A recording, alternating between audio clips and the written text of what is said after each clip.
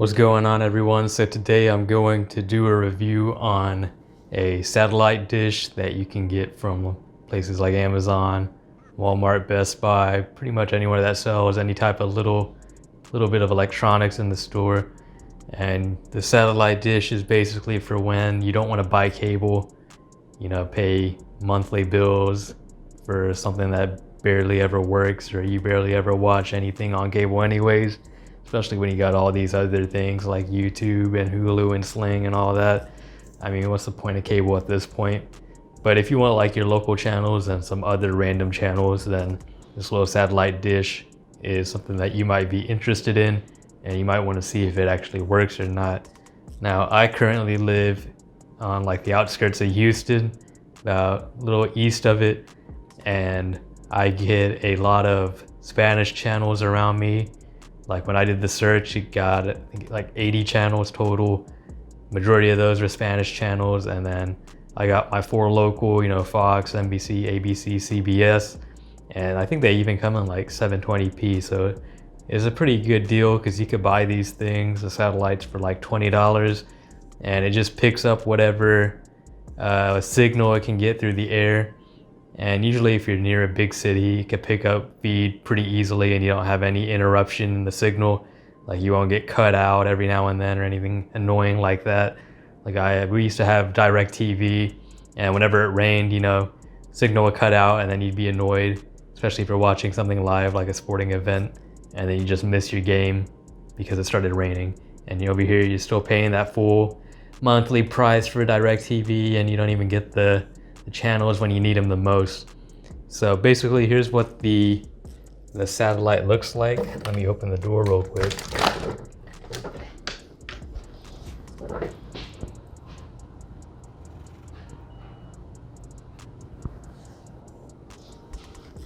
So yeah, basically it's like paper thin satellite. It comes with a little sticky stuff to stick it onto wherever you want. They suggest you stick it on the wall, preferably a window or outside, somewhere it can get direct contact with the outside world, basically, without anything blocking it. So for example, if you got it on this wall right here, there's a wall blocking it from the outside, so you're not gonna get as good a signal. Or if I had it here, like there's a building right across from this window, so it's still blocking the signal just a little bit, plus the window itself is blocking it. So what I ended up doing is I put it out here on my little balcony, and the wall is still right there and it's still got the ceiling, but I get no interruption in my signal, nothing blocking it. Pretty crystal clear. When it rains, I'll lose a little bit of signal here and there, but it's nothing to cry about because it has to rain like really hard for me to lose signal. Like with DirecTV, if it rained just a little bit or if it was just cloudy, I would lose complete signal. So this thing's way better than that already. And like I said, I don't even watch that much cable anyways, so whatever channels I get through this is basically all I needed, which is my local channels. And I really don't even watch that often either, only during football season. So now I'm gonna show you what it actually plugs into. So right there in the bottom, you can see the wire that's coming from the actual satellite dish thing. And basically it goes here. Here's the cable. This is all, it comes with all this. It comes with this little wire that connects it to that. It comes with this wire, which is a plug that gives it extended range. So I think without this plugged in, the satellite itself can get up to a 40-mile radius without any additional power needed for it. And then if you plug this in via USB, which is where it's at right here, then you can get an additional 40-mile radius. So now I'm getting 80-mile radius for my satellite. It just gives you stronger signal, and you can get more channels using it. And you can actually notice the difference too whenever you unplug it or whatever. So I always keep it plugged in. And if you don't have a USB port, then it also comes with one where you can plug it into the actual wall outlet. So you don't have to really worry about that. It's just more convenient to use a USB. And then the other thing it has is it connects to your little cable input, and that's where you get the full signal at. And that is basically it. So it doesn't even matter what kind of TV you have. I'm pretty sure all TVs still come with the cable input, which is all you really need. And as long as you got an outlet, which I'm sure you do because you got to plug the TV in somehow, then you'll be able to use that additional range extender.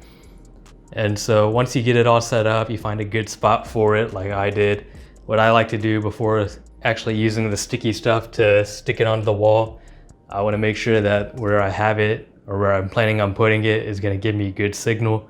And so I would recommend not sticking it onto wherever until you test it and make sure you're getting channels from where it's at. And so for my TV, all you got to do is go to the antenna TV, click it. It'll pop up this little message. It says if you have already connected an antenna or cable to this TV, then the system can search for all available channels. This may take up to 30 minutes, and I'm about to just do it again anyways because why not? So start finding channels. Then it asks you, are you connecting other equipment like a VCR that requires tuning to channel 3 or 4 to see it? No. And then now it's going to start scanning for an antenna TV, which I think this is the one that you want. Because when I had my other TV, it's a little bit older. It had two options. It said to scan for digital channels and then scan for channels over the air. And it had two options for that. And so the first time I scanned for digital channels, I messed up doing that because I only got like 5 channels. And then I tried again using the search for channels through the air, and then I was able to find like 60 channels. So make sure when you have an option like that, you pick scan through the air, or else you might not get many channels at all. So that's one thing to make sure you do correctly, or else it's not going to work out for you. But while this starts scanning and stuff, I'll come back after it finishes. Okay, so now it's saying scanning for cable TV. This is the third step after it finished the last one. And I think this is the main one that you need to be doing if it has these two options. The cable TV one's the one where you're gonna find the most channels. So again, I'll come back whenever this finishes. Okay, so about 15 minutes later, it's finally finishing up. It says you can now watch TV or live TV broadcast. Note, go to settings to edit your channel lineup and hide the channels you don't want to see. That's just a personal TV thing. But 87 channels found. I think last time it was 80 channels found. So I mean, it's a good thing I'm doing this video because I got 7 more channels. So after you finish, you just done, whatever, you go to your channels, bam.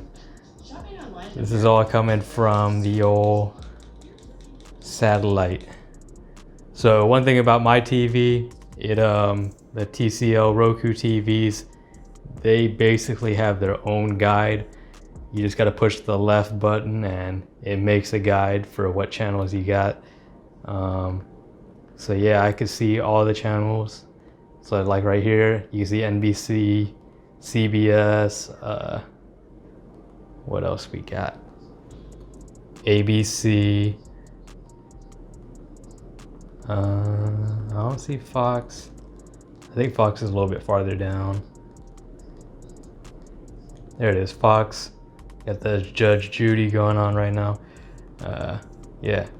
And then, just a whole bunch of random. It's a lot of those channels that, whenever cable companies or whatever say, oh, we got 1,000 channels. It's like those channels that nobody likes. It's just there. So, I mean, you can see what I'm talking about right here. See a lot of the Spanish channels coming through as well as I go in farther. And depending on what kind of TV you got, I mean, you might not have a guide. You might just have to flip through it channel by channel to see what you got. But honestly, it's pretty good. Like, let me go to NBC real quick for the news. And I mean, the quality, you really can't beat it. Like, it looks crystal clear to me. I don't know about you. And yeah, so basically, like I said, there's so many different kinds of these satellites out there. Honestly, you can get a good one for $20.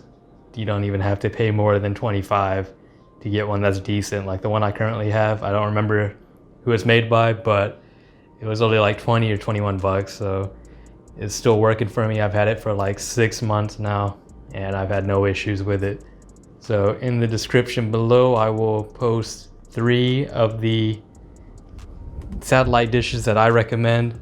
I'm not getting paid to say this or anything, so the 3 I'm recommending are 3 I've tried before. I have another TV in my bedroom that I use one as well. It's just stuck to the window, and I had one before I moved to this place as well, but I just threw it away and got a new one.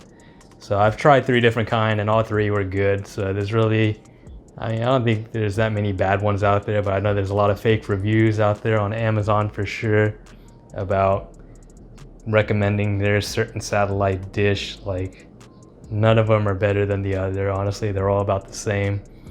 The ranges, I mean, for the most part, they all get about the same channels no matter what range they say they get. You can't really test how accurate their range is. Like, if one says they reach up to 90-mile radius and the other says 180-mile radius, I don't know how you can measure that, honestly, if you're getting the same amount of channels with either one of them. But if you got any questions or need any help with setting one of these up, go ahead, leave it in the comments below, and I will see you guys in the next video.